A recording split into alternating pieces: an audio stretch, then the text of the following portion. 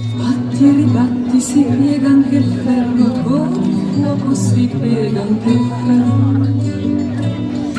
Sono una donna, non sono una santa, tu lo sai che non sono una santa.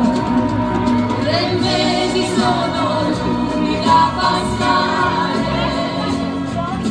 quando l'amore stuzzica il tuo cuore.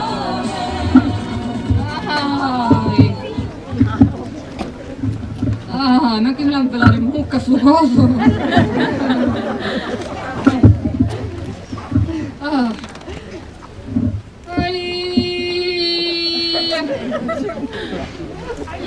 Che si Dio, che noia. Ma faccio un pesegia? Sì. No! Ai, che dolore tremendo che hai nell'ossa! Che ridete! Mi fa sorridere! Se per raccontassi la storia della mia vita, altro che ridere! Raccontacela! Sì? La volete raccontata? Sì! Va bene. Tanto non hai niente che fare. Quando ero ancora verde, nel senso che ero giovane, bella, anzi no, bellissima, perché mammucciare? I così giusti sanno a dire, se era bella era bella. Sì, quattro femmine di ora vi potevo mammucciare, sì. Quanti uomini che mi giravano intorno, tutti posizionati bene, in tutti i sensi. Non che ora mi mancano i corteggiatori, solo che mi sono pigliata un poco di pausa. E che volete, ogni tanto ci vuole.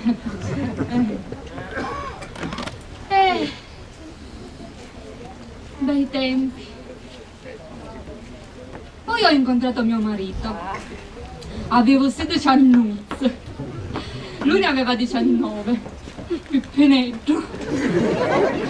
Ho subito, come dite voi giovani, un colpo di fulmine, un vero colpo di fulmine. Non ne aveva pigliato mai un colpo così forte. E ci sono voluti 50 anni per riprendermi.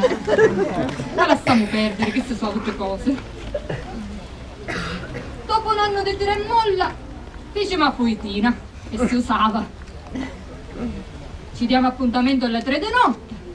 Lui mi disse: Tanuzza, t'aspetto davanti al muso di mio nonno. Va bene. Aspetto che i miei genitori e i miei 16 fratelli, tutte mascole, s'addormentano. Salto dalla finestra, con dote a seguito, e vado all'incontro. Lui arriva mezz'ora dopo, e che stia prima. Arriva con l'asino. Voi giustamente pensate a Giuseppe e Maria. Io pensavo a Mia. E cominciava a chiamare su questo coso. Comunque abbiate lotte, a Yammaccana, Yammadana, e qua, a chiamo. Solo che a metà strada cado dall'asino. E lui non se ne accorge.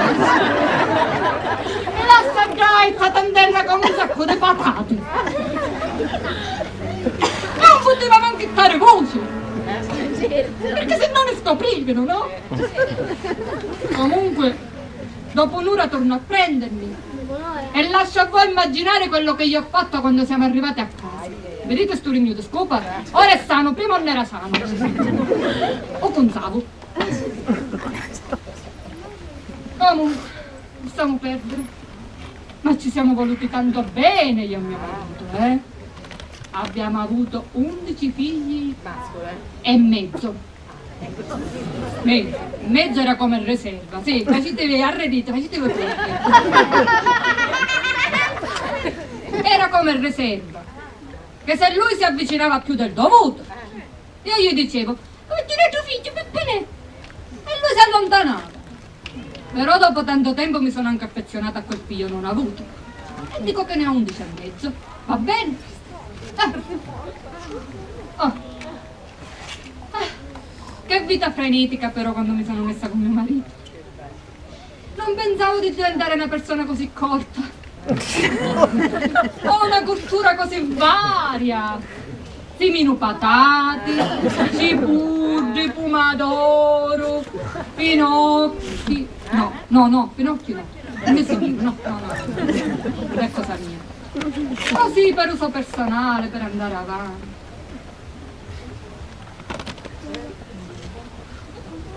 Che siggio! Ma che siggio! Ma guarda un siggio! No! Allora si è tornato male. Una volta era diversa la vita.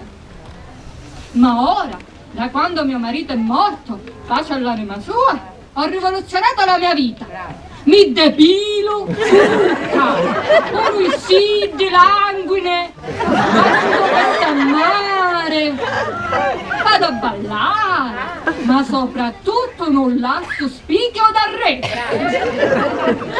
Sei arredito. Io ancora piaccio.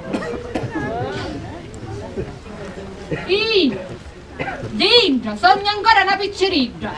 E pure come? Un fascino da donna matura. Tutti chiedono di me. Tutti amanti giovani, non possono più fare a meno di me.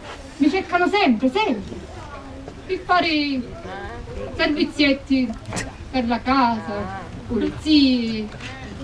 Ma io non si sanno fare i pulizie. Ma comunque se voi mi cercate, prendete OVC, andate su internet e cercate www.satana.org.